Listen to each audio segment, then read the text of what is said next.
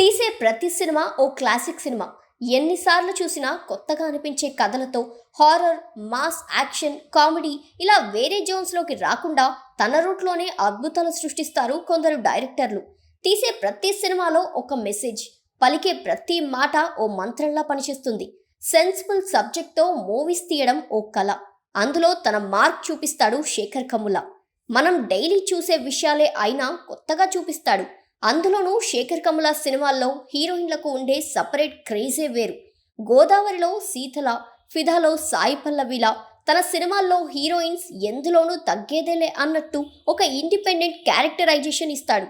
చిన్న పాయింట్ను పట్టుకొని తెలుగు భాష మాధుర్యం జోడించి ఆడియన్స్ను కథకు కనెక్ట్ అయ్యేలా సినిమాలు తీయడం ఆయనకు వెన్నతో పెట్టిన విద్య.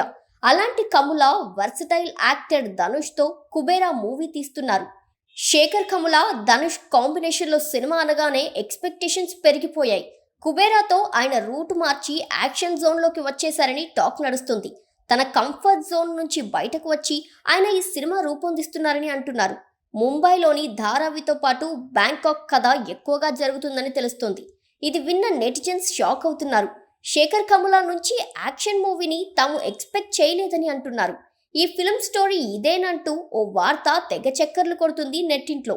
ప్రెజెంట్ కుబేరా కథ ఇదే అంటూ ఓ న్యూస్ సోషల్ మీడియాలో తెగ షికారు చేస్తుంది. దీని ప్రకారం ఈ మూవీ స్టోరీ అంతా ముంబైలోని ధారావి బ్యాక్డ్రాప్లో నడుస్తుంది. ఓ బిచ్చగాడు మాఫియా డాన్గా ఎలా ఎదిగాడు అనేదే కుబేరా మెయిన్ పాయింట్ అని రూమర్స్ బయటకు వస్తున్నాయి. కింగ్ నాగార్జున ఇందులో ఓ ప్రభుత్వాధికారి పాత్ర పోషించనున్నట్టు వినికిడి.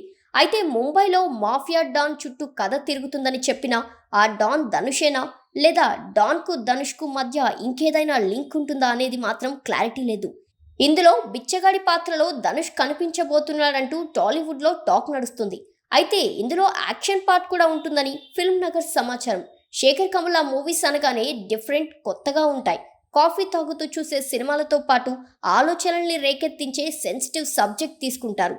అయితే కుబేరా కథ ఇదేనంటూ చక్కర్లు కొడుతున్న వార్తల్లో ఎంత నిజముందో తెలియదు, కానీ ఇదే సినిమా స్టోరీ అని అయితే చెప్పలేం. స్టోరీ లైన్ ఏంటనేది మూవీ యూనిట్ అధికారికంగా చెప్తేనే, లేదా రిలీజ్ రోజు తెర మీద చూస్తేనే తప్ప క్లారిటీ రాదు.